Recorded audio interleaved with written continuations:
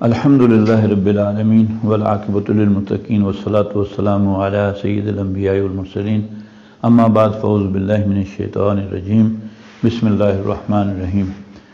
آج session number 7 ہے۔ اس میں ہمارا موضوع ہے فعل ماضی معروف یا فعل ماضی معلوم۔ ماضی اس لیے کہ اس میں کام کا کرنا گزرے ہوئے زمانے میں پایا جائے گا، اور معلوم اس لیے کہ اس کا کرنے والا فاعل وہ ہمیں معلوم ہوگا۔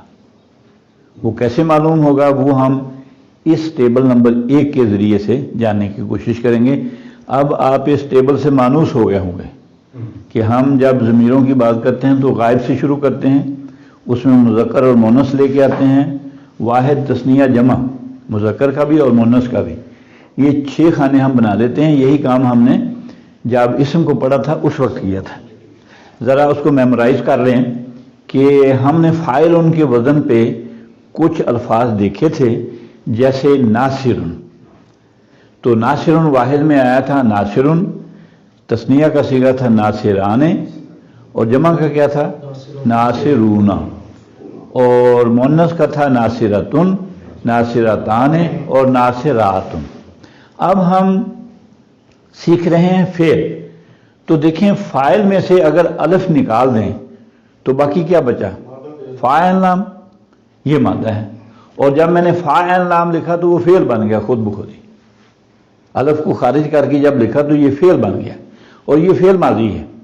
اس کی پہچان یہ ہے کہ 3 حروف میں سے پہلے پہ لازمی زبر ہوگی اور آخری پہ زبر ہوگی، زبر ہوگی۔ 3 حرف ہوں گے، پہلے پہ زبر اور آخری پہ زبر۔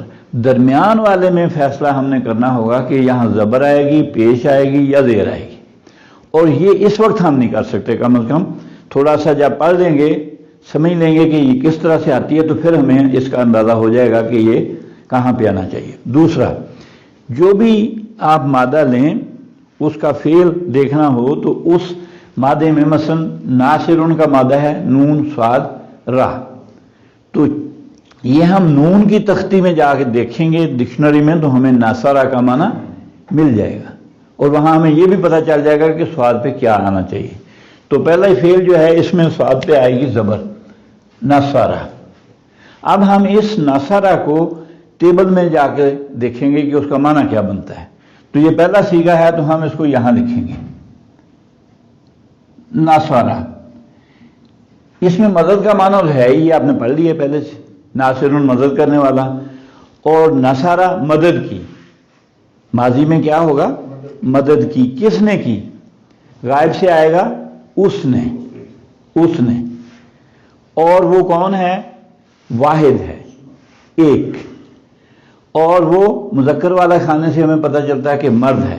تو اب ہم نصارہ کا معنی کر لیتے ہیں، آپ کے لیے آسانی ہو جائے گی، باقی آپ سارے خود کرتے جائیں گے۔ نصارہ مدد کی اس ایک مرد نے، اس ایک مرد نے، آدمی نے، تو مدد کی اس ایک،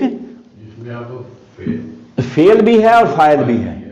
ہاں، اس میں فعل تو نصارہ ہے اور فاعل اس میں ہوا ہے جو کہ اندر موجود ہے، سمجھ گئے؟ اچھا، اب مدد کی ان 2 مردوں نے، تو یہاں جو ہم لے کے آئیں گے حرف، لفظ لے کے آئیں گے، اس میں 2 کا معنی ہوگا۔ کرنا کیا ہے؟ اس میں آپ نے صرف ایک الف فالتو لگانا ہے، ناصرہ۔ اب یہ مدد کی ان 2 مردوں نے، اور یہ سب الفاظوں کے ساتھ یہی فارمولہ ہوگا۔ جتنے بھی ہم مادے لے کے آئیں گے اس میں پہلے میں 3 حرف ہوں گے اور تثنیہ میں ایک الف فالتو ہوگا، تو یہ الف بتائے گا کہ یہ 2 کا معنی دے رہا ہے۔ اور جب ہم نے ضمیریں پڑھی تھی تو آپ کے ذہن میں حاضر ہو گیا ہوگا، یہاں ہم نے پڑھا تھا ہما، تو یوں سمجھ لیں کہ یہ الف ہما والا، یہ ہما اس کے اندر ہی ہے موجود، 2 کا معنی۔ نصرو، مدد کی ان سب مردوں نے، تو یہاں جمع کی علامت کیا ہوئی؟ واو الف، کیونکہ نون صاد را تو وہی ہے جو ہم مدد لے کے آ رہے ہیں، تو جو فالتو ہے وہ جمع، اور واو الف ہمیشہ ماضی میں جمع کا معنی دے گا جب آپ آمنو، اے وہ لوگوں جو ایمان لائے ہو. ٹھیک ہو گیا. اچھا نصرت، اس میں یہ تائے ساکن آپ کو بتا رہی ہے کہ اس میں مونس کا معنی ہے. تو مدد کی اس ایک عورت نے. اب اس میں الف کا اضافہ کریں گے تو کیا بن جائے گا؟ نصارا تا. تا تو پہلے سے موجود تھی اور الف آ گیا. نصارا تا، میں پورا اس کو لکھ دیتا ہوں. نصارا تا، مدد کی ان دو عورتوں نے. اور نصرنا، نصرنا، مدد کی ان سب عورتوں نے. یہ 6 لفظ آپ نے اگر سمجھ لیے ہیں، اس کا ترجمہ سمجھ لیا ہے، تو باقی سارے مادے ہم اس میں فٹ کر لیں گے اور اسی ترتیب سے اس کا معنی ذہن میں سمجھتے جائیں گے. اس کو ٹرانسلیٹ کرنے کی بھی ضرورت نہیں ہے. آپ میرے ساتھ صرف مشق کر لیں. فاتحن سے بنا تھا فاتحہ، یہاں بھی زبر آئے گی تو اس کے سیغے کیا ہوئے؟ فاتحہ، فاتحہ، فتحو، فتحت، فتح، فتحتا، فتحنا. ضربہ سے کیا بنا؟ ضربہ، ضربا، ضربو، ضربت، ضربتا، ضربنا. اگلا ہے یہ ہے، اب سین میم عین سے ہے تو یہاں پہ زیر آئے گی. اب جب زیر آ گئی پہلے سیغے پہ تو پھر یہ زیر کے ساتھ ہی چلے گا سب آگے، اس کو ہم بدلیں گے نہیں. سمع، سمعا، سمعو، سمعت، سمعتا، سمعنا، سمعنا آخری سیغہ. اور اسی طرح سے سمعہ کے بعد یہ میں ایک لفظ یہاں چھوڑ گیا، یہ ہے حاسبہ. حاسبن، گمان کرنے والا، اور اس سے کیا بنے گا؟ حاسبہ، جیسے سمعہ تھا تو یہ بھی حاسبہ، حاسبہ، حاسبو، حاسبت، حاسبتا، حاسبنا.